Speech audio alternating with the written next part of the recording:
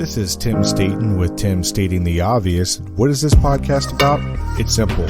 You are entitled to great leadership everywhere you go, whether it's to church, whether it's to work, whether it's at your house, you are entitled to great leadership. And so in this podcast, we take leadership principles and theories and turn them into everyday relatable and usable advice. Hey, and welcome back to another episode of Tim Stating the Obvious. In our last episode, we talked about an overview of life skills and how important they are. In this episode, we're going to talk about what I label as Category 1. Category 1 is having a positive mindset and a growth mindset. They are different, but almost the same. If you haven't listened to the last episode, I would ask that you go back and listen to that one first, to just get some background info before we dive into this topic. As we talked about earlier, life skills are critical to the success in the workplace and in life. Focusing on the first category of having a positive mindset or growth mindset, but what does it mean to have a positive mindset? Well, a positive mindset means a practice and application of focusing on the good in any situation. Don't confuse this with toxic positivity. When I first heard the term toxic positivity, I thought, well, that's a strange concept. But just because you focus on the positive aspects of something, that doesn't mean you dismiss the emotions or come up with false reassurances to escape the situation. Believe it or not, empathy is very real and involved with a positive mindset. Similar to a positive mindset, the growth mindset takes the position that you can get better every day and improve your talents, intelligence, performance, and with hard work, good strategies, and feedback from others. This takes the mindset that each failure is a learning experience propelling you towards success. You learn more from your failures than you do from your successes. Now, in my opinion, you need to have both if you can develop this life skill. The reason I'm saying this is that in order to start the mindset process, you must have to have key areas of focus internally focused before you can adopt a positive and growth mindset. The first area is self-awareness. The reason we are starting with self-awareness is because if you don't understand yourself and how you operate as a person in earnest, you really have to look at your strengths and your weaknesses and the gray areas in which you struggle. Then you won't be able to have a true growth mindset if you don't do this. Think about a time in which you worked with somebody who cannot grasp or understand or even admit that maybe, just maybe, that their actions may have been contributed to the problem or an issue. Then they keep finding themselves in the same situations that are similar, and you on the outside are like, yeah, no kidding, because you're part of the problem. For example, you see somebody who is overstepping in an area that isn't their strength or their responsibility. Or you see someone not being aware of their body language, or even you yourself aren't aware of your own body language and the signals you're sending out to others when conflict arises or before a conflict arises. You will not realize that maybe you may contribute to a particular problem. So these two examples are just the surface of what we're talking about. But if you don't understand yourself and what you need to be prepared and how to give 100% in everything you do, then you will be left lacking and have a hard time adopting a positive and growth mindset. You'll be stuck in your own ignorance. So if you have nowhere to start and you don't know where to start down the road of self-awareness, now it's a journey. I don't think this journey ever stops. It's a continuous evolving thing because you change as you get older. You have life experiences. So it's not just a one-time event. You're done. You did something and you've discovered yourself. No, it's a continuous evolving process. But I would recommend taking a real survey on personality, strengths, and weaknesses, not just some Google search or just some Facebook or social media, personality type test. So the first one I would offer up is the Berkman Behavior Report. I've talked about this report before in several previous podcasts. You can go check that out to get more information on it. But this is a great place to find out what environments you need to be successful and what environments you will struggle with in the workplace. But knowing where your tendency is in these situations can help you gain better situational awareness, because you'll know where you'll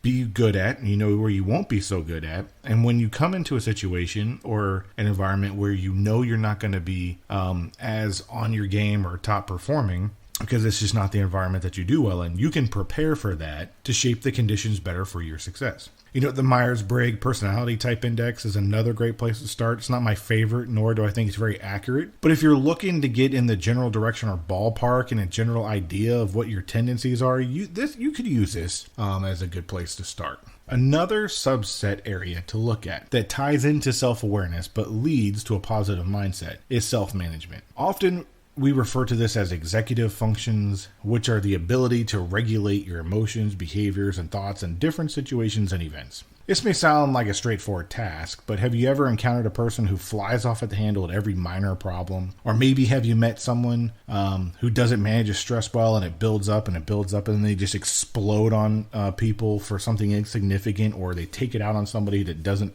belong to or attribute it to that problem. But that was the thing that broke the camel's back. Think about coworkers or leaders who don't manage their time well and end up stressing more because they don't allow enough time to finish the task. These are examples of poor self-management skills, which are essential in today's workplace and in the future workplace. Here are a few techniques you can use every day to practice building your self-management skills.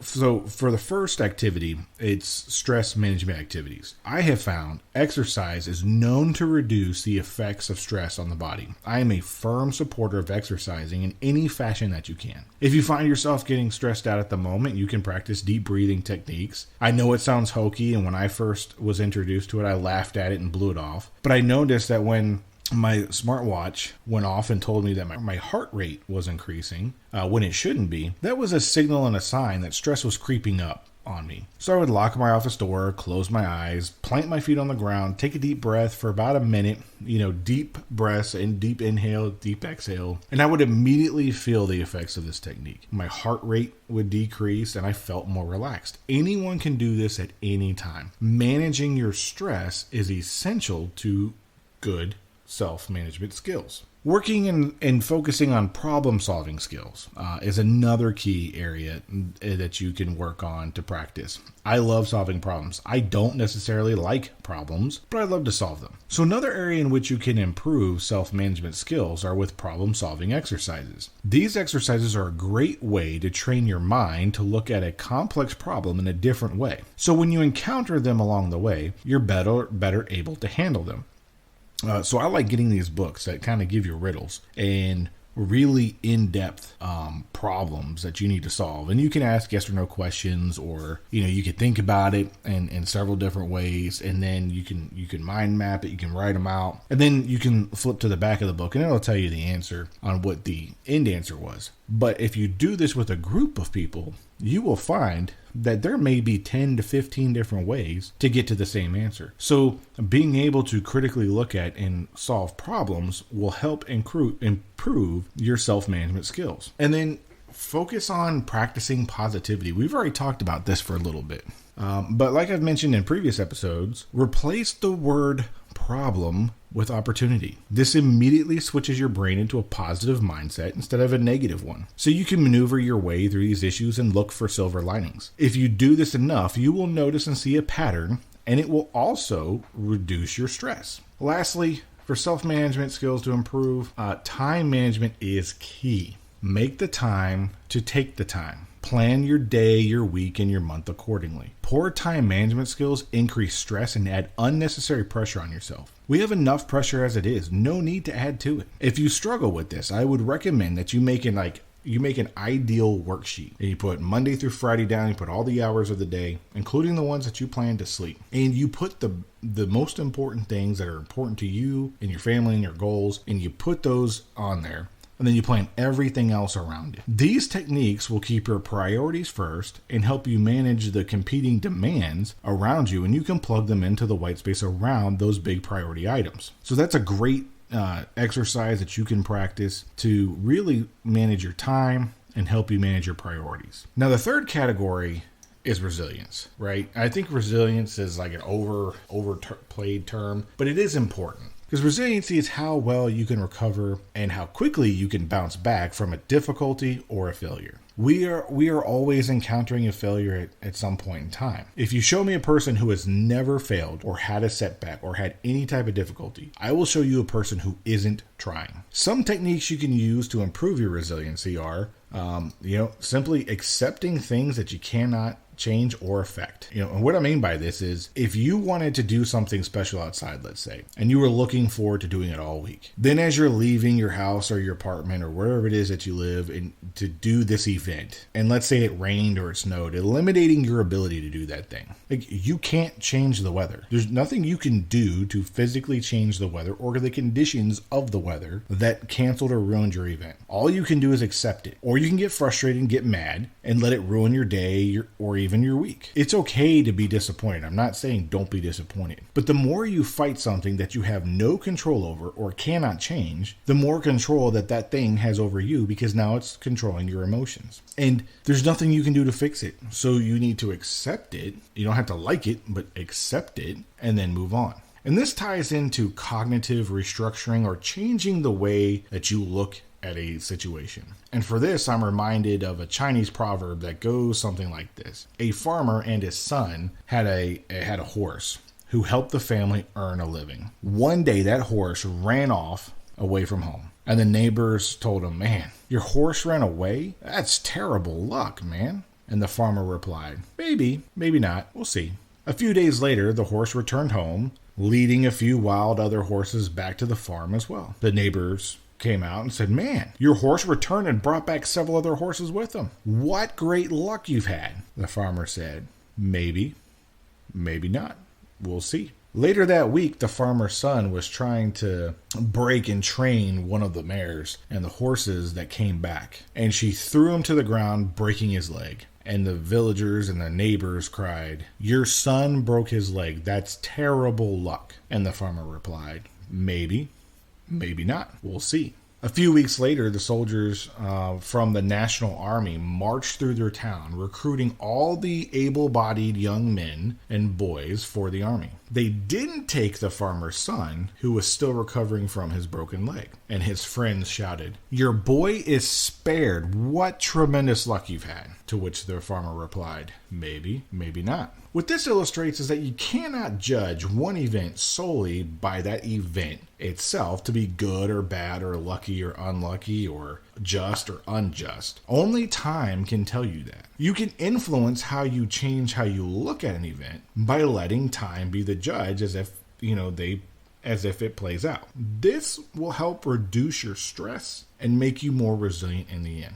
I don't know how many times I can account to this, because there's like, something that I was really gung-hoing for, and I was like, you know what, I'm gonna get this job, I'm gonna get this assignment, I'm gonna put all my energy and effort into it because this is what I want to do. And then it turns out that the other end was like, "Yep, want you too, you're definitely gonna be great for this job." And then it fell through. And I would be really, really disappointed. I was like, "Man, this is horrible. It's not really the direction I wanted to go. It's not what I was looking for." And it would really bother me. But then as time goes on, another better opportunity opened up that I was able to take. And it was better for me and my family in the long run. So by saying that one event was bad, I was disappointed in it. But it really opened up the door for another opportunity, which was better in the long run. So don't just take each event by itself. If you have a setback and an opportunity that didn't work out, look at it as in, there's a better opportunity waiting for me down the road, and this is why it didn't work out. And there's something better that's going to be happening. There's something else that's going to be working out in this situation that may or may not be bad. So let it play out. The last subcategory of developing a positive or a growth mindset is self-confidence. So if you practice these techniques we just spoke about in the other subcategories, it will help your self-confidence as everything compounds upon itself. For example, if you start to exercise regularly to reduce stress, you will notice you feel better, and your clothes may fit better, leading to a better positive self-image. If you practice reducing stress, you'll become more confident in how you can handle and approach different situations that may or may not be favorable to you. When working on how to problem solve and make better decisions, you will find that when these opportunities arise, you will see them and notice them